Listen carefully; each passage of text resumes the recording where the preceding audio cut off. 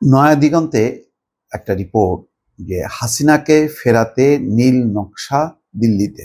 জানি না এর পেছনে কি কি তথ্য আছে নয়া দিগন্তের হাতে। তার মধ্যে ইমিডিয়েট যে একটা তথ্য তারা গুরুত্ব দিয়েছে যে সোমবার প্রেস ক্লাব অফ ইন্ডিয়ায় বাংলাদেশি হিন্দু শিক্ষার্থীদের জমায়েত। এটা খুব মানে এই যে সাম্প্রদায়িক উস্কানি হলো এগুলি, যে হিন্দু শিক্ষার্থীদের হবে কেন, বলবে যে বাংলাদেশিদের নির্যাতনের ক্ষেত্রে এই যে ধর্মের বিভাজনটা খুবই দুঃখজনক। এটাকে মোটামুটি ভারত খুব স্টাবলিশ করছে। যাই হোক, অন্য বিতর্ক।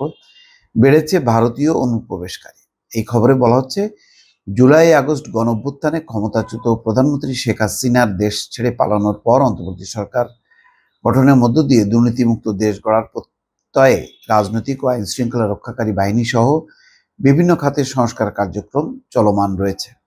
শেখ হাসিনা সহ আওয়ামী লীগ 14 দলের নেতা ও আইন শৃঙ্খলা বাহিনী চিহ্নিত সাবেক শীর্ষ কর্মকর্তাদের বিরুদ্ধে পর্যন্ত গুম, হত্যা, গণহত্যা সহ 150-র বেশি অভিযোগ আন্তর্জাতিক অপরাধ ট্রাইব্যুনালে জমা পড়েছে। এর মধ্যে গ্রেপ্তার হয়েছেন সাবেক 10 মন্ত্রী সহ 25 জন।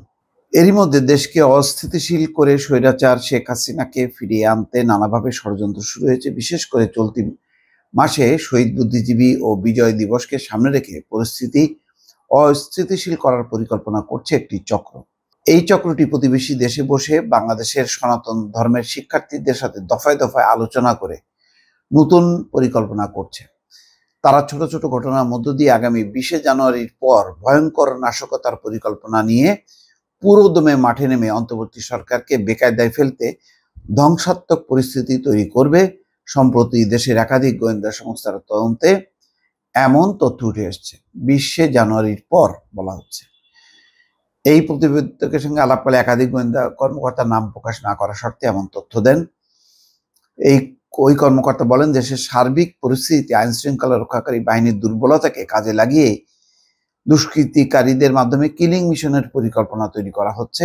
অস্থিতিশীল পরিস্থিতি তৈরি করতে এরই মধ্যে প্রতিবেশী রাষ্ট্রের নাগরিকরা অনুপ্রবেশ করে শিক্ষার্থী ও হিন্দু সম্প্রদায়ের লোকদের সংঘবদ্ধ করছে। তাদের এই পরিকল্পনায় রয়েছে আওয়ামী লীগের নেতা কর্মী। তাদের সাথে যোগাযোগ করে 20শে জানুয়ারির পর ভয়ঙ্কর পরিস্থিতি সৃষ্টির করে অন্তর্বর্তী সরকারকে উৎখাতের পরিকল্পনা করা হচ্ছে।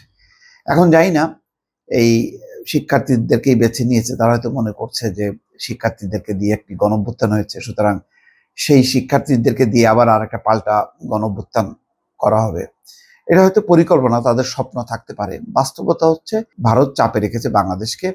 এর একটা লক্ষ্য হয়তো হইতে পারে যে তারা নেগোসিয়েশন করতে চায় যে শেখ হাসিনা নিরাপদে দেশে ফিরবে, বিনিময়ে তারা তাদের যে চাপে মোটামুটি বাংলাদেশ অস্থির, সেই চাপ তারা তুলে নেবে। এমন একটা হয়তো হইতে পারে যে শেখ হাসিনা বাংলাদেশে ফিরবে, স্বাভাবিক রাজনৈতিক কার্যক্রম করবে, এই শর্তে যে বর্তমান অন্তর্বর্তী সরকার যে সমস্ত যে আন্তর্জাতিক ট্রাইব্যুনালে তাদের বিচার শুরু করেছে, সেই বিচারের কাজ বন্ধ করে দেবে, তাদেরকে অব্যাহতি দেবে।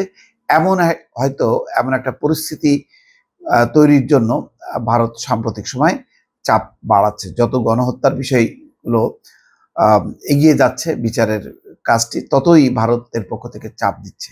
হয়তো চাপের মধ্য দিয়ে সরকার এক পর্যায়ে আন্তর্জাতিক সম্প্রদায়ের সঙ্গে বসে একটা সমঝোতা করতে পারে, এমন একটা প্রত্যাশায় হয়তো তারা এই কর্মকাণ্ড চালাচ্ছে। এছাড়া 20শে জানুয়ারির পর সত্যি সত্যি বাংলাদেশের এরকম একটি পরিস্থিতি হবে কিনা, তবে এটা উড়িয়ে দেওয়া যায় না। বিগত সময় যে কাজগুলি হয়েছে বাংলাদেশে, একটার পর একটা ঘটনা, তাতে কিন্তু অনেকের কাছে পরিষ্কার যে এগুলো পরিকল্পিত, এগুলি করানো হচ্ছে। হঠাৎ করে এগুলি স্বতঃস্ফূর্তভাবে হচ্ছে এমনটা মনে করার কোনো কারণ নেই। দর্শক ভালো থাকবেন। আল্লাহ হাফেজ।